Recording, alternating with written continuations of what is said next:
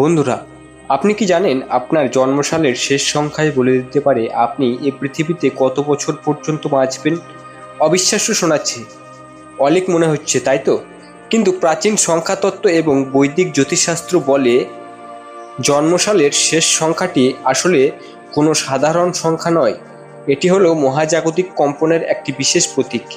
প্রতিটি সংখ্যার পিছনে লুকিয়ে আছে ব্রহ্মাণ্ডের এক নির্দিষ্ট গ্রহের শক্তি, যা আপনার জীবনরেখা, জীবনী শক্তি এবং জীবনের শেষ অধ্যায়ের এক গোপন সংকেত বহন করে। আজকের এই বিশেষ আলোচনায় আমরা জানব আপনার জন্মসালের শেষ সংখ্যাটি আপনার আয়ুষ্কাল, স্বাস্থ্য এবং জীবনের চূড়ান্ত ভাগ্য সম্পর্কে কি গভীর রহস্য উন্মোচন করে।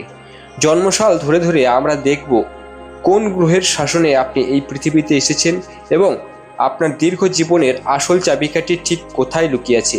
সবচেয়ে গুরুত্বপূর্ণ বিষয় হলো, এই আলোচনার একদম শেষে আমরা এমন এক বিশেষ মহাজাগতিক প্রতিকারের কথা বলবো, যা আপনার এই আয়ুকালকে কেবল দীর্ঘই করবে না, বরং রোগমুক্ত ও শুভময় করে তুলতে পারে, যা হয়তো আপনার জীবনের শেষ অঙ্কটাকেই পুরোপুরি বদলে দেবে। ভারতীয় জ্যোতিষশাস্ত্রে জন্মসালের শেষ সংখ্যাটিকে সেই বছরের কর্তা গ্রহ বা শাসক গ্রহ হিসেবে বিবেচনা করা হয়। এই শাসক গ্রহই নির্ধারণ করে আপনার শরীরের রোগ প্রতিরোধ ক্ষমতা কেমন হবে, আপনার মানসিক শক্তি কতটা দৃঢ় থাকবে এবং জীবনের প্রধান প্রধান অধ্যায়গুলো কোন বয়স পর্যন্ত সক্রিয় থাকবে। তাহলে আর দেরি না করে নিজের জন্মসালের শেষ সংখ্যাটি মনে করে নিন এবং কমেন্টে আপনার জন্মসালটি এখনই লিখুন। যাদের জন্মসালের শেষ সংখ্যা 0, তারা মহাজাগতিক ক্ষেত্রে একটি অত্যন্ত জটিল কর্মচক্রের মধ্যে আবদ্ধ থাকেন। সংখ্যাতত্ত্বের দৃষ্টিতে শূন্যকে একই সাথে শূন্যতা এবং পূর্ণতার প্রতীক হিসেবে দেখা হয়, যার অর্থ এই জাতক জাতিকারা তাদের পূর্বজন্মের কিছু অসমাপ্ত কর্মের বোঝা বা হিসাব এই জীবনে সাথে করে নিয়ে এসেছেন।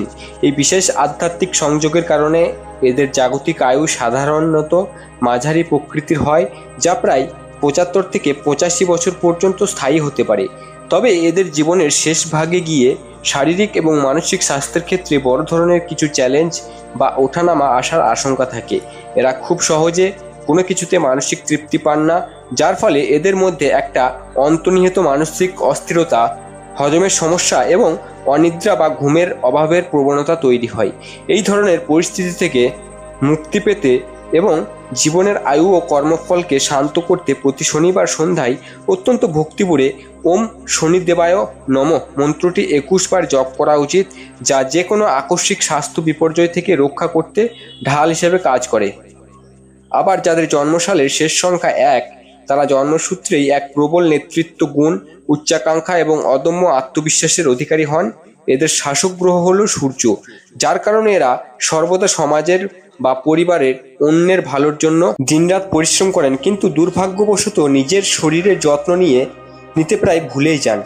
এদের জীবনী শক্তি অত্যন্ত শক্তিশালী ও প্রখর হওয়ায় এরা বড় কোনো রোগ ব্যাধি থেকে খুব দ্রুত ও সহজেই মুক্তি পেয়ে যান এবং এদের স্বাভাবিক আয়ুকাল সাধারণত 80 থেকে 90 বছর পর্যন্ত বিস্তৃত হতে পারে।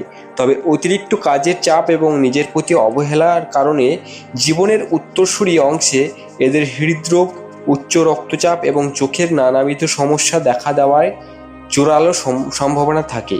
এই জাতকদের প্রাণ শক্তি ও রোগ প্রতিরোধ ক্ষমতা চিরকাল অটুট রাখতে প্রতিদিন সকালে সূর্যোদয়ের সময় একটি তামার পাত্রে জল নিয়ে সূর্যদেবকে অর্পণ করা উচিত এবং সাথে সাথে 7 বার ওম সূর্যায় নমঃ মন্ত্রটি উচ্চারণ করলে দীর্ঘায়ু লাভ নিশ্চিত হয়।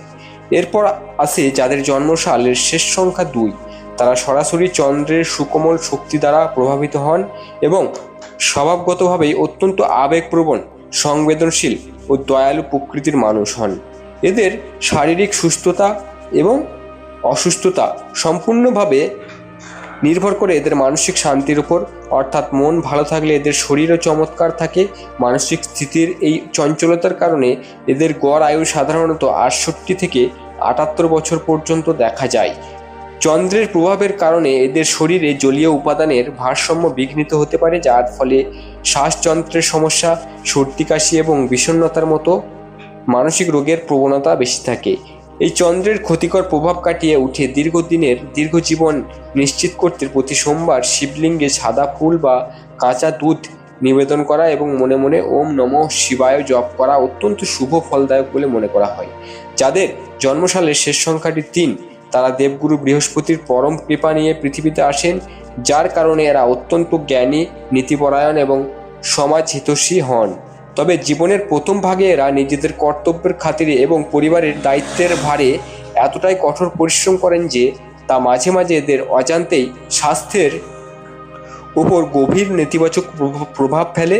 দেবগুরুর আশীর্বাদে এদের জীবনে বড় ধরনের বা মারাত্মক রোগ ব্যাধির খুব একটা আসে না এবং এরা সাধারণত 70 থেকে 85 বছর পর্যন্ত এক সম্মানজনক জীবন অতিবাহিত করে। কিন্তু বয়স বাড়ার সাথে সাথে এদের লিভারের সমস্যা, অতিরিক্ত ওজন বৃদ্ধি এবং হাড় বা জয়েন্টের ব্যথা ভোগার আশঙ্কা থাকে। এই স্বাস্থ্যগত সমস্যা দূর করে রোগমুক্তি দীর্ঘায়ু পেতে প্রতি বৃহস্পতিবার কোনো অভাবী শিক্ষার্থী অথবা নিজের গুরুজনকে হলুদ রঙের বস্ত্র বা খাদ্য সামগ্রী দান করা উচিত, যা বৃহস্পতিকে তুষ্ট করে জীবনের স্মৃতি আনে। অন্যান্য সংখ্যার তুলনায় যাদের জন্মসালের সংখ্যা 4, তাদের জীবন পরিচালিত হয় মায়াবী গ্রহ রাহুর প্রভাবে, যার কারণে এদের জীবনে আকস্মিক ওঠানামা এবং ভাগ্য অত্যন্ত রহস্যময় হয়ে ওঠে। অনেক সময় দেখা যায় এরা খুব অল্প বয়সে কোনো মারাত্মক বা জটিল অসুস্থতার সম্মুখীন হন, আবার অলৌকিক কোনো উপায়ে সেই মৃত্যুর মুখ থেকেও ফিরে আসেন। জীবনের নানা অপ্রত্যাশিত ঘটনার মধ্যে দিয়ে গিয়েও এদের গড় আয়ু সাধারণত 75 থেকে 80 বছর, এমনকি কখনো কখনো তা ছাড়িয়েও যেতে পারে। তবে রাহুর কুপ্রভাবের কারণে এদের স্নায়ুতন্ত্রের জটিলতা, রক্ত সঞ্চালনের বাধা এবং হঠাৎ কোনো দুর্ঘটনার ঝুঁকি সবসময় থেকে যায়। যাদের জন্মসালের শেষ সংখ্যা 5, তারা বুধ গ্রহের প্রভাবে অত্যন্ত চঞ্চল, বুদ্ধিমান এবং নতুন কিছু আবিষ্কারের নেশায় মগ্ন থাকেন। এদের বুদ্ধিমত্তা ও জীবনকে উপভোগ করার মানসিকতা এদেরকে 75 থেকে 90 বছর পর্যন্ত এক দীর্ঘ আয়ু উপহার দিতে পারে। তবে শর্ত একটাই, এদের অতিরিক্ত মানসিক চাপ নেওয়া বন্ধ করতে হবে এবং জীবনযাত্রায় শৃঙ্খলা আনতে হবে। এবার আসা যাক যাদের জন্মসালের শেষ সংখ্যা 6, তাদের কথাই। এরা মূলত দৈত্যগুরু শুক্রের প্রভাবে জীবনে পরম আরাম, ঐশ্বর্য, সৌন্দর্য এবং একটি গোছানো সুন্দর জীবন লাভ করেন। তবে শুক্রের এই বিলাসবহুল প্রভাবের কারণে এরা যদি অতিরিক্ত মাত্রায় ভোগবিলাসে মগ্ন হয়ে পড়েন, তবে শরীরে অলসতা আসে এবং রোগ ব্যাধির প্রাদুর্ভাব ঘটে, যা এদের গড় আয়ু 70 থেকে 80 বছরের মধ্যে সীমাবদ্ধ করে দেয় বা তারও কম হতে পারে। যাদের জন্মসালের শেষ সংখ্যা 7, তারা আধ্যাত্মিক গ্রহ কেতুর গভীর প্রভাবের কারণে অত্যন্ত রহস্যময় ও অন্তর্মুখী স্বভাবের হয়ে থাকেন। এদের জীবনের প্রতিটি বাঁকে হঠাৎ পরিবর্তন আসে এবং এদের আয়ু পুরোপুরি নির্ভর করে এরা জাগতিক মোহ ছেড়ে কতটা আধ্যাত্মিকতা বা ঈশ্বর চিন্তা গ্রহণ করেছেন তার ওপর, যা সাধারণত 60 থেকে 85 বছর পর্যন্ত হতে পারে।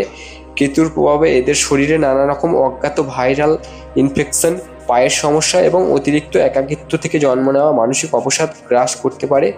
এই নেতিবাচক শক্তি দূর করতে এবং অকাল মৃত্যুর হাত থেকে বাঁচতে প্রতিদিন সকালে ভক্তিভরে 7 বার ওম কেতবে নমঃ মন্ত্রটি জপ করা উচিত, যা আত্মার চেতনাকে অন্য এক স্তরে নিয়ে যায়। যাদের জন্মসালের শেষ সংখ্যা 8, তারা কর্মফলদাতা শনিদেবের পরম তত্ত্বাবধানে থাকেন, যার কারণে এদের জীবনের প্রতিটি অধ্যায়ের কঠোর সংগ্রাম, পরিশ্রম ও চরম ধৈর্যের পরীক্ষা দিতে হয়। তবে শনিদেব যেহেতু একজন অত্যন্ত ন্যায়পরায়ণ বিচারক, তাই তিনি এই জাতকদের কঠোর পরিশ্রমের পুরস্কার স্বরূপ এক দীর্ঘ ও পরিপক্ক জীবন উপহার দেন, যার ফলে এদের আয়ু 95 থেকে 100 বছর পর্যন্ত হতে পারে।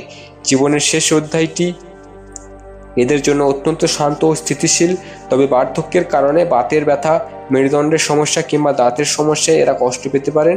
এই কষ্ট লাঘব করতে এবং শনিদেবের আশীর্বাদ বজায় রাখতে প্রতি শনিবার কালো তিল, সরিষার তেল অথবা লোহার তৈরি কোনো বস্তু দান করা উচিত।